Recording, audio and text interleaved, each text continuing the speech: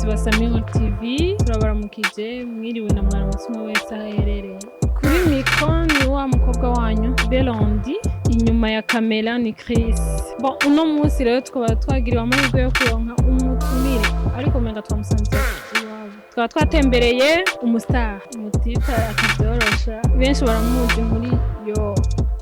Bon reka tumuhe umwanya yivuge je ndamuzi ariko arakuze uko yivuga. Abaramukije abakunzi ba Samuel TV izina ni Trayzo nishwana bivuze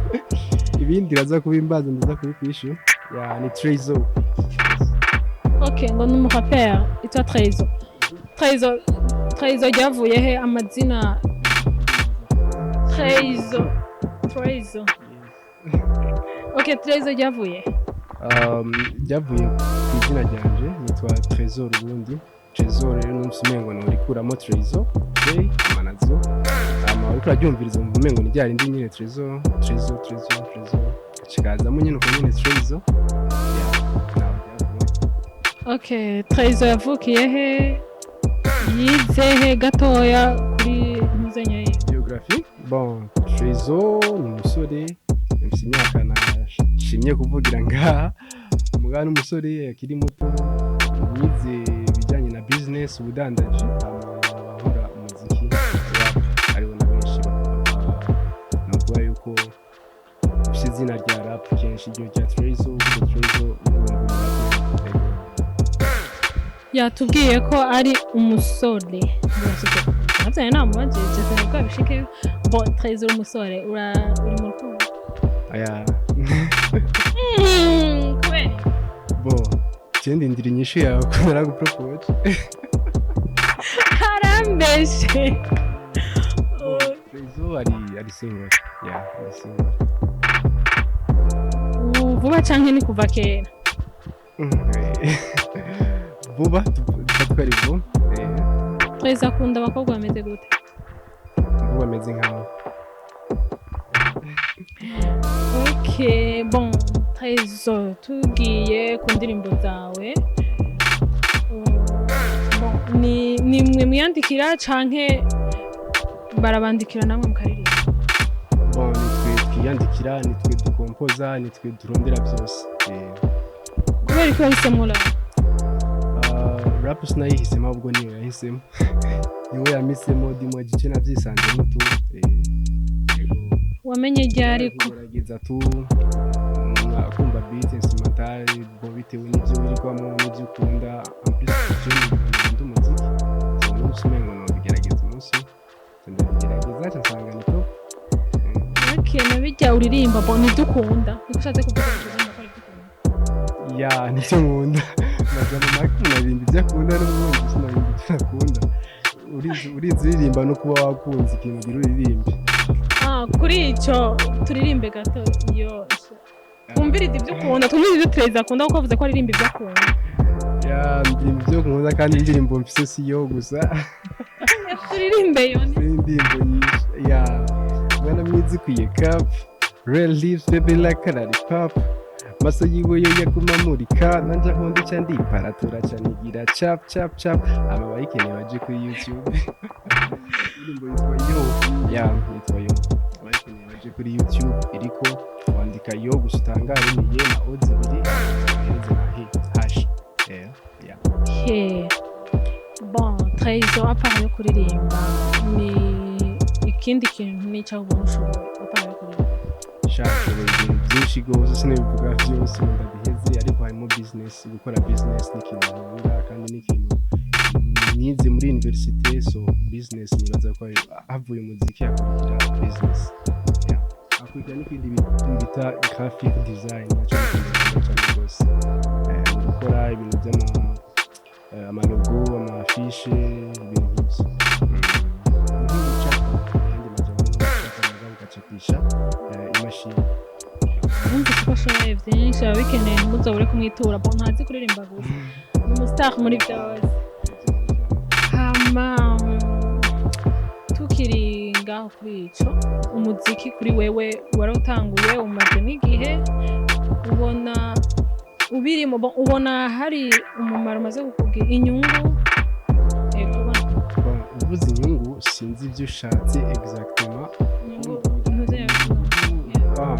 inyungu financièrement sindaronka ikintu na kimwe na feedback y'inyungu y'amafaranga novuga yuko ihari ariko inyungu yo irahari iyo uririnze ikintu ukunda hama ukagiha abantu ukabona nabo nyine abantu feedback ni nziza umuntu acakiriye neza kiraryoshe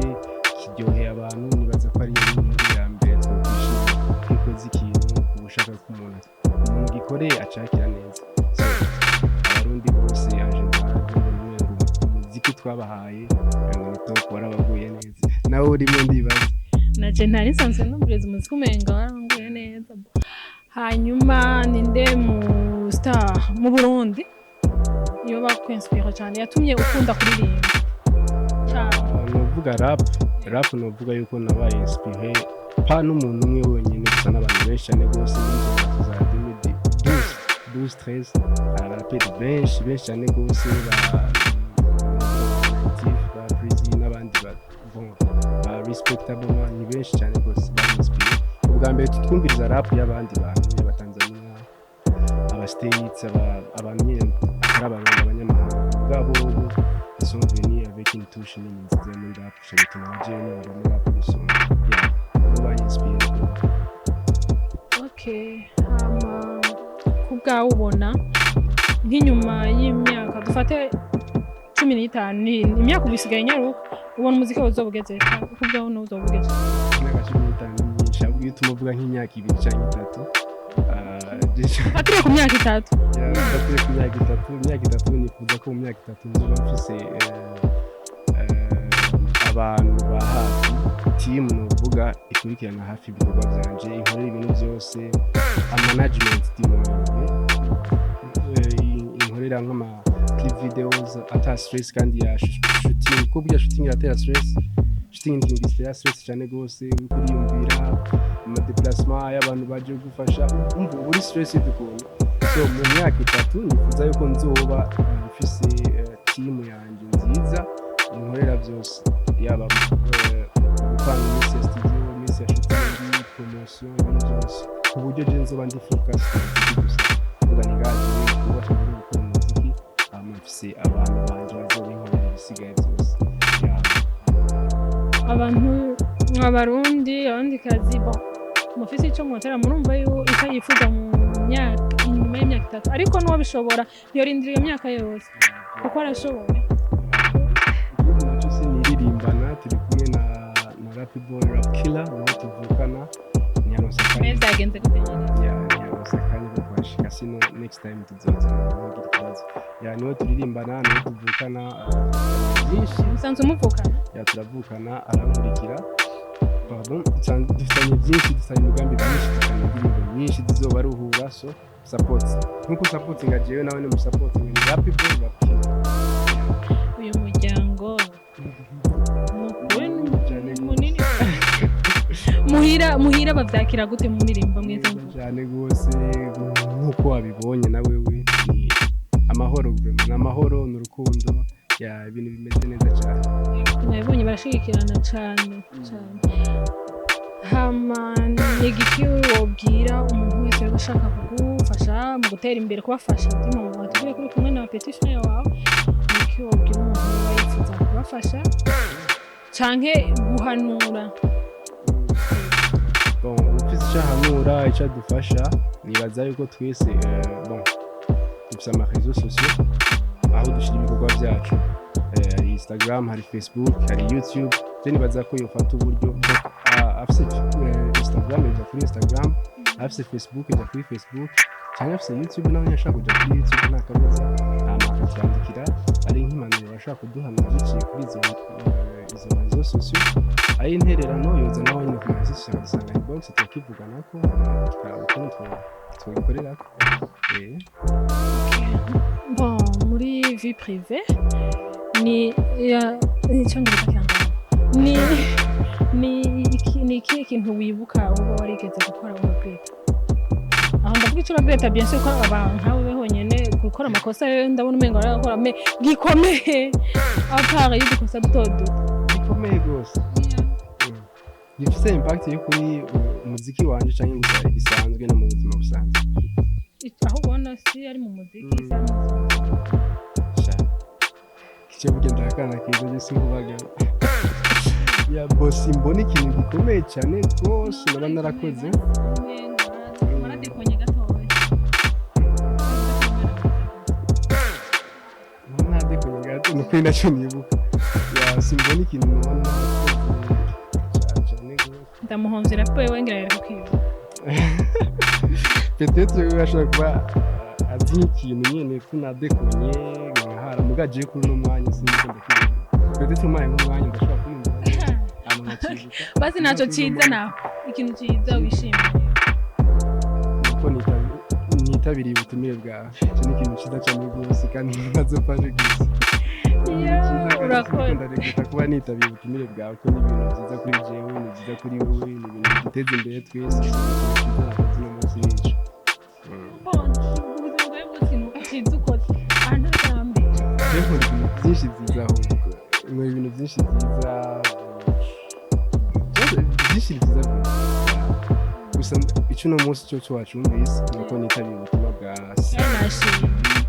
ndabashimiye cyane rwose kuko mwafashe umwanya mukaza mukatugisha ibyo ni ibintu bikenewe cyane rwose mu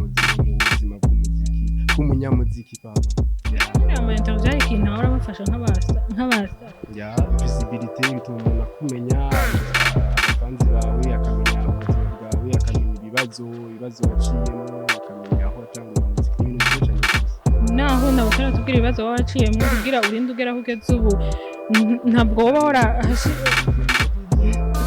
twavuye ko utaza urambwira okay ntacyo reka ntacyo urakoze kunyibutsa ni nk'ibihe bintu waba waraciyemo ariko umenga nigeze kukubaza nuko wagikwefe yagiciye ku ruhande sinone nakubajije kugira urinze ugera hano nuko hari ibintu twaciye mu bintu byinshi rejection aho usaba umuntu ubufasha akabukuyima icyo ni ikintu kibabaje cyane rwose hari umuntu ugenda usaba ikintu ukabona yuko afise ukuntu yagufasha siko ukagenda umwitega ko ubufasha muga akaca kwangira ikintu kibabaje cyane rwose abantu bakora umuziki kenshi ibyo bintu birakunze gushika nyine no guteza ubufasha ku muntu w'amasitizi amaze n'ibintu bisaba uburyo amavidewo n'ibintu bisaba uburyo so utagiye rero uragira usaba ubufasha hirya no hino kenshi atacucitseko so rero twarabaye rejected so many times njye natangiye umuziki muri 2016 muga uwo mbaza ngo iyo myaka yose wari he zino bucyo nishuri ariko akuntu nyine umuntu akari yubaka buke uronka bimwe ubura ibindi icyo twaciye mu bintu byinshi cyane rwose bya rejection byo gusaba umuntu ikintu akakikwiye akagikora umugabo agufenta dimo okay watanguye 2016 bisigura ngo hariho indirimbo zimwe wasohoye muri 2016 indirimbo ya mbere kuri account yanjye ya YouTube iri kuri yagiye ko muri 2016 nayiririmbanye n'umugenzi wanjye ari muri state ubu yitwa Lenk niyo twakoranye indirimbo yitwa Happy Birthday twasa n'uwifuriza abagenzi bacu babiri umwe w'umukobwa n'umuhungu so jewe nifurije umukobwa uwo mugenzi wanjye wundi yifurije umuhungu ibihe byiza nyine ibijyanye na anniversary iriko kuri YouTube ukaza kuyiraba yitwa Happy Birthday ubwo nyine niyo ndirimbo ya mbere yagiye kuri account yanjye kuri chaîne yanjye YouTube 2017 tutakugoye dushize abatayizi kugira bayumveho gato abasigaye birthday Friday bibiri the same day bitaye ko turi no muri holiday dance once ndakubonere hanze ibanza cyawe tuza twagitanze kuko nzika bafise imico nibi nk'iyo bama bafite ibyigiro tubafate nk'inama bahisha ingeso kandi tuzigura ijoro bama biso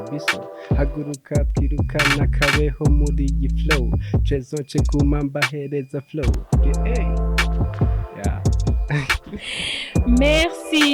merci Traizo turagushimiye cyane wakoze cyane kutwitaba twaryohewe uratuganirijeho gato twizere yuko ubu kurikira na raporo yazoba hari kandi ko muzotuyagira byinshi cyane ubuzima bwanyu tuzoja muri bipriveho aha twagiye muri ntuze yego twizere ko muzotwemerera nta kibazo vraiment amateka ni kuri jewe kuba nakiriwe na Sami World TV shout out to you yes abakunzi bawe nawe wacu abakunzi b'umuziki wacu jewe na Rap Boy Akila baje kuri YouTube barana indirimbo nshasha iriko irabikora neza yitwa Yo, bandika ye na o zibiri na he hama twirishe. Yes, thank you so much. Ok, merci beaucoup. Ntimwibagire no kuja kuri Samiwol TV kugira mubandanye mututera intege mu mpanuro zanyu ko ziradufasha cyane.